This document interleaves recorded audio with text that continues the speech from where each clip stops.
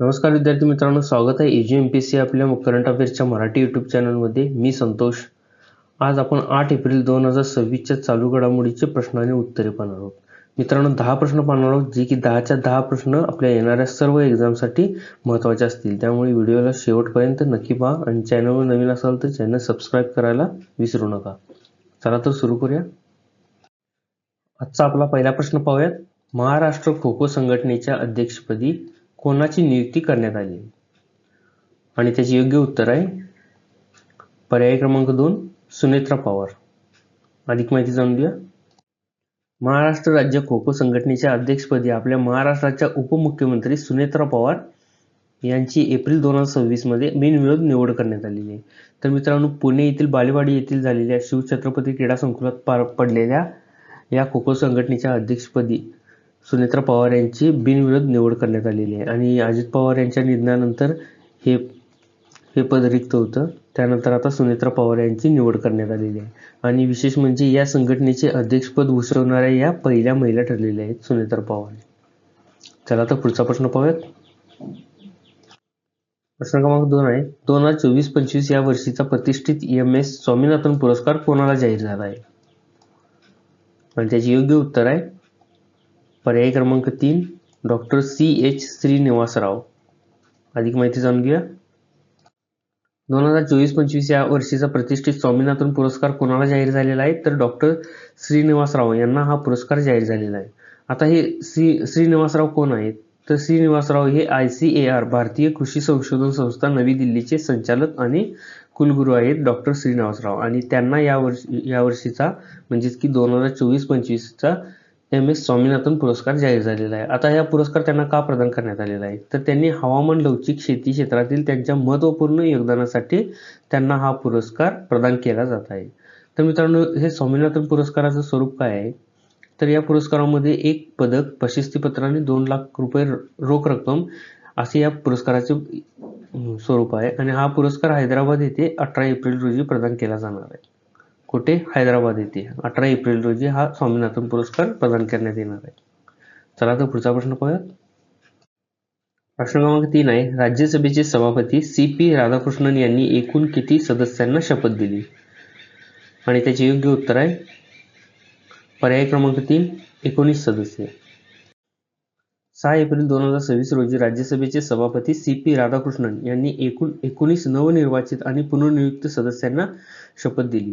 तर मित्रांनो, राज्यसभेचे आपले सभापती CP राधाकृष्णन यांनी 19 नवनिर्वाचित सदस्यांना शपथ दिलेली आहे. आता या शपथ 19 मध्ये कुठल्या कुठल्या राज्याचे किती सदस्य आहेत ते पाहूयात आपण आता. तर शपथ घेणाऱ्या सदस्यांपैकी महाराष्ट्रातील किती आहेत? तर महाराष्ट्रातील 5 सदस्य आहेत, तमिळनाडूचे 6 सदस्य आहेत, पश्चिम बंगालमधील 5 सदस्य आणि ओडिशातील 3 सदस्य असे मिळून 19 सदस्यांना राज्यसभेचे सभापती CP राधाकृष्णन यांनी शपथ दिली. आणि मित्रांनो, या सदस्यांनी मराठी, हिंदी, तमिळ, बंगाली, ओडिया आणि इंग्रजी भाषेत शपथ घेतलेली आहे.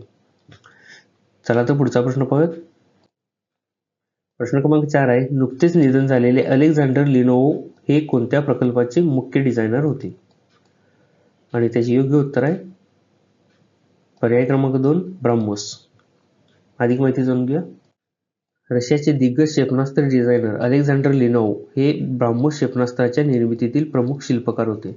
तर मित्रांनो, नुकतेच अलेक्झांडर यांचे निधन झालेले आहे. आणि ते कोण होते? तर ते प्रख्यात क्षेपणास्त्र डिझायनर होते आणि त्यांनी ब्राह्मोस प्रकल्पाचे मुख्य डिझायनर म्हणून देखील काम केलेले होते. आणि अलेक्झांडर लिनोव्ह यांचे 5 एप्रिल 2026 रोजी निधन झाले. त्यांनी या प्रकल्पाच्या विकासात आणि आधुनिकीकरणात महत्त्वाची भूमिका बजावलेली होती. मित्रांनो, ब्राह्मोस प्रकल्पात त्यांनी खूप महत्त्वाची भूमिका बजावलेली होती आणि त्यांनी आधुनिकीकरण देखील केलेले होते या ब्राह्मोस प्रकल्पामध्ये. चला तर पुढचा प्रश्न पाहूयात.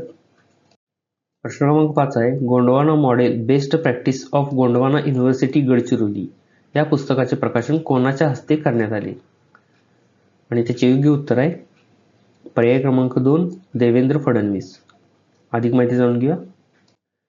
Gondwana model best practices of Gondwana university Gadchiroli या पुस्तकाचे प्रकाशन कोणी केले? तर आपले महाराष्ट्राचे मुख्यमंत्री देवेंद्र फडणवीस यांच्या हस्ते या पुस्तकाचे प्रकाशन केलेले आहे. आता मित्रांनो, या पुस्तकामध्ये काय मिळेल आपल्याला? तर या पुस्तकात गडचिरोली सारख्या दुर्गम आणि वनव्याप्त भागात गोंडवाना विद्यापीठाने राबवलेल्या नाविन्यपूर्ण शैक्षणिक व सामाजिक उपक्रम मांडण्यात आलेली आहे. तर मित्रांनो, ह्या पुस्तकामध्ये गडचिरोलीचे अवस्था, दुर्गम आणि वनव्याप्त भाग आणि त्यामध्ये राबवलेल्या गोंडवाना विद्यापीठाने त्यांचे उपक्रम या पुस्तकामध्ये आपल्याला पाहावयास मिळतील. आणि मित्रांनो, गडचिरोलीचे पालकमंत्री कोण आहेत? तर आपले महाराष्ट्राचे मुख्यमंत्री देवेंद्र फडणवीस हे गडचिरोलीचे पालकमंत्री आहेत. चला तर पुढचा प्रश्न पाहूयात. प्रश्न क्रमांक 6 आहे, भारत ट्राइब्स फेस्ट 2026 चे आयोजन कोठे करण्यात आले? आणि त्याचे योग्य उत्तर आहे पर्याय क्रमांक 4, नवी दिल्ली. अधिक माहिती जाणून घ्या. अलीकडेच भारत ट्राइब्स फेस्ट 2026 चे आयोजन नवी दिल्ली येथे सुंदर नर्सरी येथे करण्यात आले. मित्रांनो, कुठे आयोजित केले होते? तर नवी दिल्ली येथे या ट्राइब्स फेस्टचे आयोजन करण्यात आले होते. आता या ट्राइब्स फेस्ट आयोजन करण्यामागचा मुख्य उद्देश काय होता? तर आदिवासी समुदायांची कला, संस्कृती, हस्तकला आणि खाद्यपदार्थांचे प्रदर्शन करून त्यांना बाजारपेठ उपलब्ध करून देणे हा त्यामागचा मुख्य उद्देश होता. तर मित्रांनो, या भारत ट्राइब्स फेस्टचा मुख्य उद्देश आदिवासी समुदायांना बाजारपेठ उपलब्ध करून देणे हा त्यामागचा मुख्य उद्देश होता.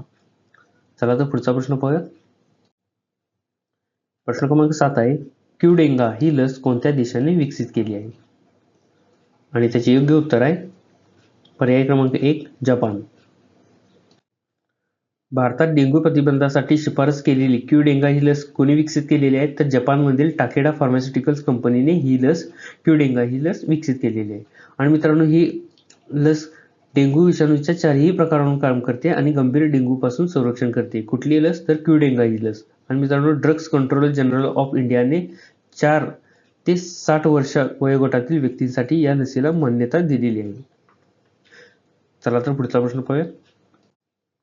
प्रश्न क्रमांक 8 आहे, 69व्या अखिल भारतीय पोलीस कर्तव्य मेळाव्यात कोणत्या संघाने प्रथम क्रमांक मिळवला?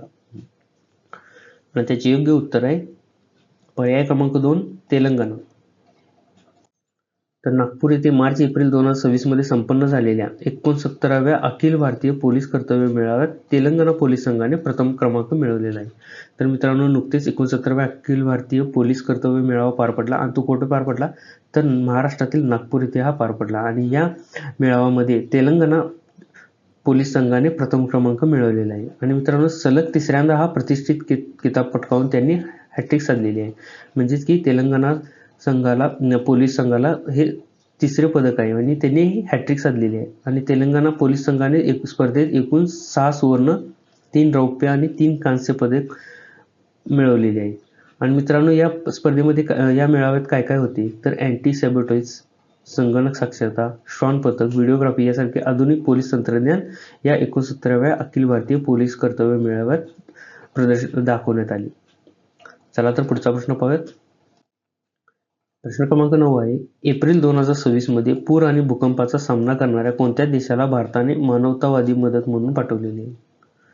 आणि त्याचे योग्य उत्तर आहे पर्याय क्रमांक 1, अफगाणिस्तान. एप्रिल 2026 मध्ये अफगाणिस्तान हे भीषण पूर आणि भूकंपाचा सामना करत आहे आणि त्याचमुळे भारताने मानवतावादी दृष्टिकोनातून अफगाणिस्तानला मदत केलेली आहे. आता ही मदत कोणत्या प्रकारे केलेली आहे? तर ही मदत दैनंदिन जीवनावश्यक वस्तू व वैद्यकीय साधने इत्यादी पाठवून ही मदत भारताने अफगाणिस्तानला केलेली आहे. चला तर पुढचा प्रश्न पाहूयात. प्रश्न क्रमांक 10 आहे, चेतक स्क्रीन अवॉर्ड्स 2026 मध्ये सर्वोत्कृष्ट अभिनेता हा पुरस्कार कोणाला प्रदान करण्यात आला? आणि त्याचे योग्य उत्तर आहे पर्याय क्रमांक 4, रणवीर सिंह. अधिक माहिती जाणून घेऊया. चेतक स्क्रीन अवॉर्ड्स 2026 मध्ये रणवीर सिंह याला धुरंधर या चित्रपटातील त्याच्या उत्कृष्ट अभिनयासाठी सर्वोत्कृष्ट अभिनेता हा प्रतिष्ठित पुरस्कार प्रदान करण्यात आला. तर मित्रांनो, चेतक स्क्रीन अवॉर्ड्स मध्ये सर्वोत्कृष्ट अभिनेता कोण ठरला?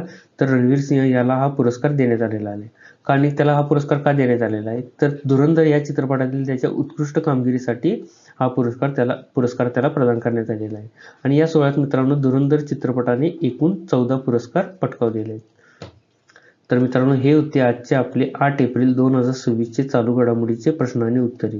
मित्रांनो, 10च प्रश्न पाहिलेले आहेत ते जे की सर्वच्या सर्व महत्त्वाचे होते आपल्या येणाऱ्या सर्व परीक्षांसाठी. मित्रांनो, व्हिडिओ कसा वाटला हे कमेंटमध्ये नक्की सांगा आणि आपण जर चॅनलवर नवीन असाल तर चॅनल सबस्क्राईब करायला विसरू नका. धन्यवाद.